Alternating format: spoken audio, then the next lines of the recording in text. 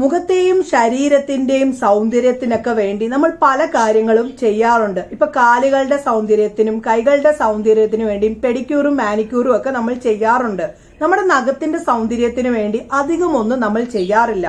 നഖത്തിന്റെ സൗന്ദര്യത്തെ കൂട്ടാനും നഖത്തിലുണ്ടാകുന്ന കുഴിനഖം എന്ന ഒരു ഇൻഫെക്ഷനെ കുറയ്ക്കാനും ഒക്കെ എളുപ്പം സഹായിക്കുന്നതായിട്ടുള്ള ഒരു കാര്യമാണ് ഞാൻ ഇന്ന് പറയുന്നത്.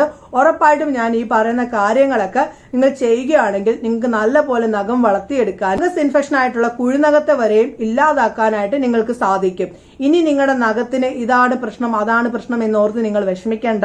ഞാൻ ഈ പറയുന്ന കാര്യങ്ങൾ നിങ്ങൾ ഉറപ്പായിട്ടും ചെയ്യുകയാണെങ്കിൽ നിങ്ങളുടെ നഖം നല്ല പോലെ ഒരു തിളക്കമാർന്ന നഖങ്ങൾ നിങ്ങൾക്ക് സ്വന്തമാക്കാനായിട്ട് സാധിക്കും.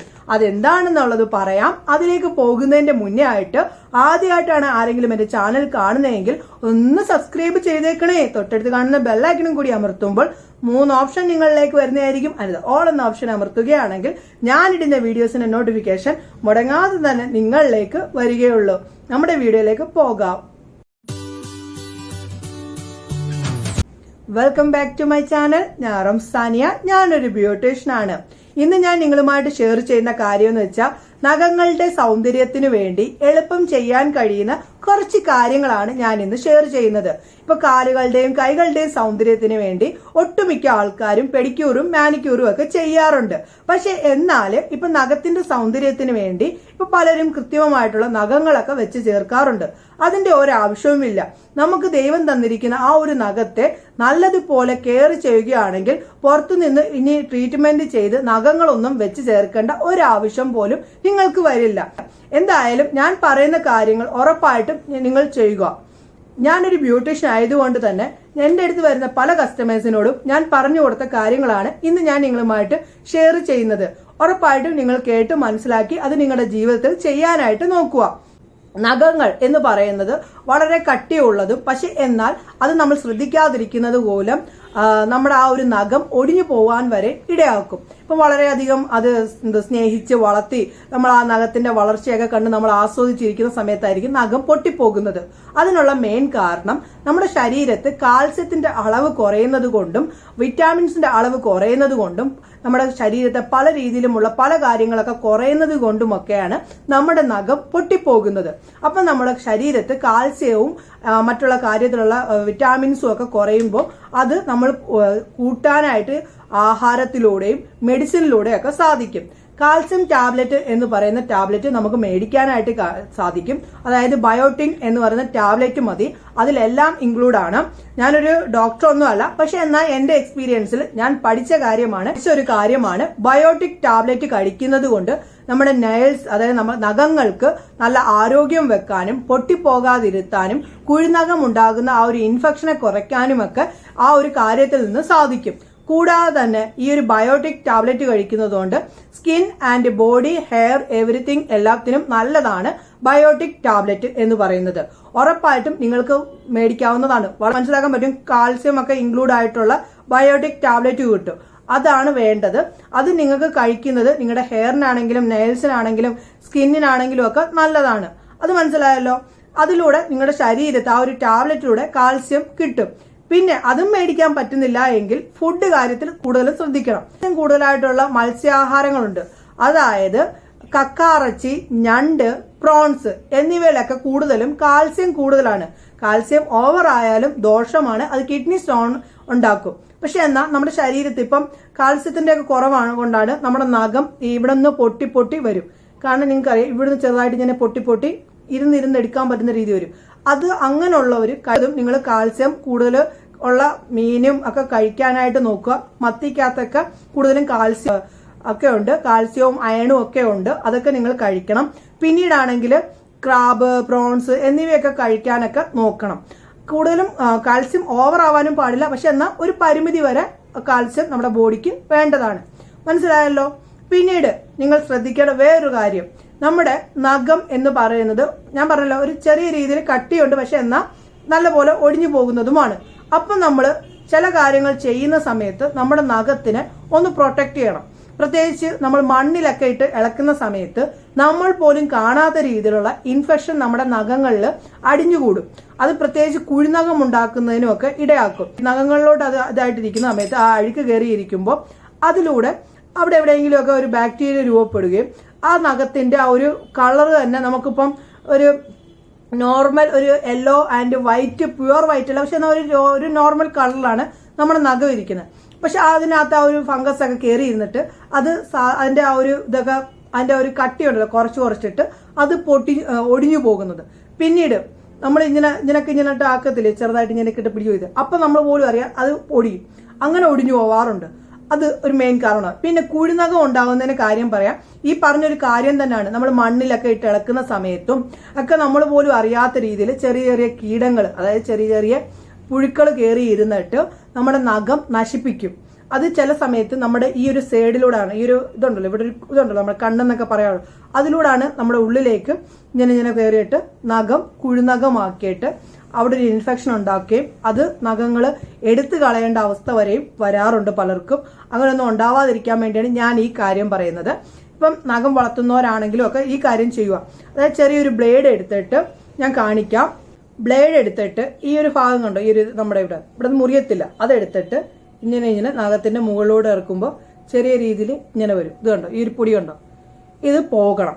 അത് ഞങ്ങൾ പാർലറിൽ ചെയ്യുന്ന ഒരു ടെക്നിക്കാണ് നഖങ്ങളെ പ്രൊട്ടക്ട് ചെയ്യുന്നതിന് വേണ്ടി.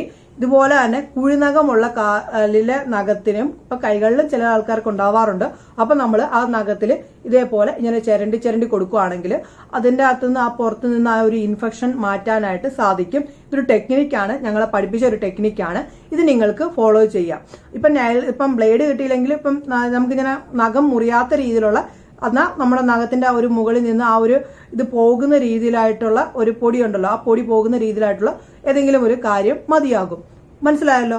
ഇനി ഞാൻ പറയുന്ന കാര്യങ്ങൾ തീർച്ചയായിട്ടും നിങ്ങൾ എല്ലാവരും ചെയ്യണം. ഇപ്പൊ നഖം വളർത്താത്തവരാണെങ്കിലും നഖം വളർത്തുന്നവരാണെങ്കിലും നഖത്തിനൊരു ഗ്ലോ കിട്ടുന്നതിന് വേണ്ടി ഞാൻ ഈ പറയുന്ന കാര്യങ്ങൾ ചെയ്യുക. അതായത് ഒരു ബൗളിൽ കുറച്ച് വെള്ളം എടുക്കുക. ഇപ്പൊ കൈകൾക്ക് വേണ്ടിയാണ് ഞാൻ പറയുന്നത്. കാലുകൾക്കാകുമ്പോൾ നിങ്ങൾ ഏതെങ്കിലും ഒരു ബേസണിനകത്തോട്ട് വെള്ളം ഞാൻ പറഞ്ഞ രീതിയിൽ ചെയ്താൽ മതി. ഇപ്പൊ കൈകൾക്കാണ് ഞാൻ പറയുന്നത്. ഒരു കൈകൾ ഇടാൻ പറ്റുന്ന രീതിയിലുള്ള ഒരു ബൗള് എടുക്കുക. കൈകൾ മുഴുവനല്ല, നമ്മുടെ നഖം നെയിൽസ് ഇറക്കി വെക്കാൻ പറ്റുന്ന രീതിയിലുള്ള ഒരു ബൗള് എടുക്കുക. അതിലേക്ക് മീഡിയം ചൂടുവെള്ളം, അതായത് 1-2 കപ്പ് വെള്ളം എടുക്കുക. അതെടുത്തിട്ട് അതിലേക്ക് ഒഴിച്ചിട്ട് ഒരു നുള്ളു ഉപ്പും കൂടി ഇടുക. പിന്നെ അതിലേക്ക് 1 സ്പൂൺ വിനാഗറും കൂടി ഒഴിക്കുക. 1 സ്പൂൺ വിനാഗർ കൂടി ഒഴിച്ചിട്ട് നിങ്ങളുടെ നഖം അതിലേക്ക് ഇറക്കി വെക്കുക. അങ്ങനെ ഒരു 3-4 ദിവസം ഇങ്ങനെ ചെയ്യണം. അപ്പൊ തന്നെ നിങ്ങളുടെ നഖത്തിന്റെ ആ ഒരു തിളക്കം നിങ്ങൾക്ക് കാണാൻ സാധിക്കും. വിനാഗറിന് പകരം, വിനാഗർ ഇപ്പം ചെയ്യാൻ ഇഷ്ടപ്പെടാത്തവർക്ക് ചെയ്യാൻ പറ്റുന്ന വേറൊരു കാര്യമാണ് പറയുന്നത്.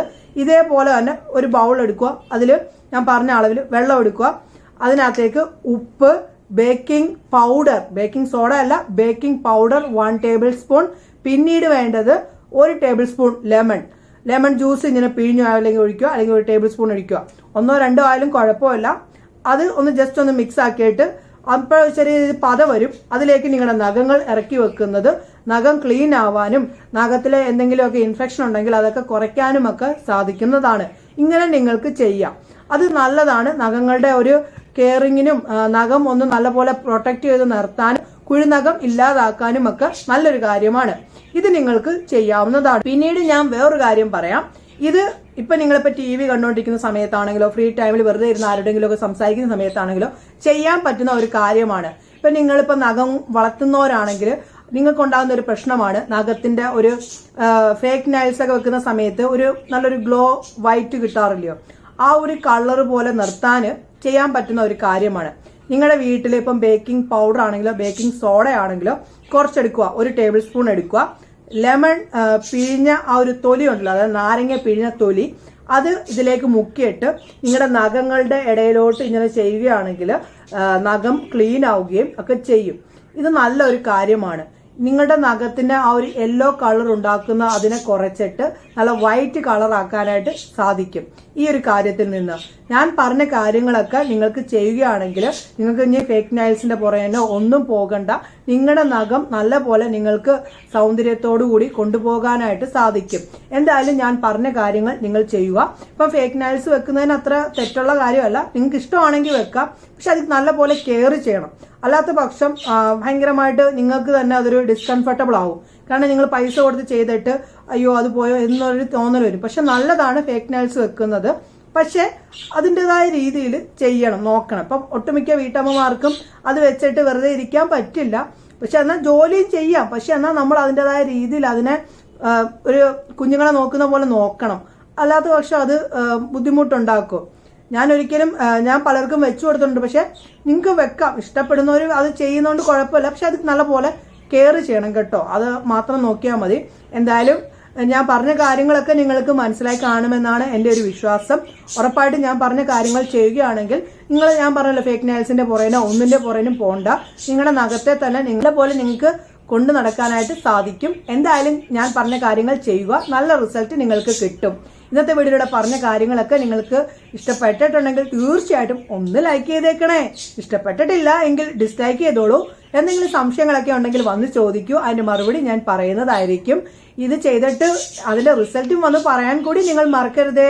ഇന്നത്തെ വീഡിയോയിലൂടെ പറഞ്ഞ കാര്യങ്ങളൊക്കെ ഇഷ്ടപ്പെട്ടിട്ടുണ്ടെങ്കിൽ തീർച്ചയായിട്ടും നിങ്ങളുടെ ഫ്രണ്ട്സിനും ഫാമിലി ഗ്രൂപ്പിലേക്കും ഒക്കെ ഒന്ന് ഷെയർ ചെയ്ത് എന്നെ ഒന്ന് സപ്പോർട്ട് ചെയ്യാനായിട്ട് മറക്കരുതേ.